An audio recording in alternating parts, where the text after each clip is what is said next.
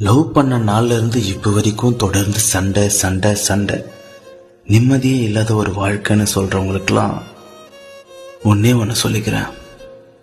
இந்த காதல் இருக்கே, திரும்ப பேசிடுவோம், திரும்ப சேர்ந்துருவோன்ற எண்ணத்தோட தான் சண்டைக்கு ஒத்து போகுமா?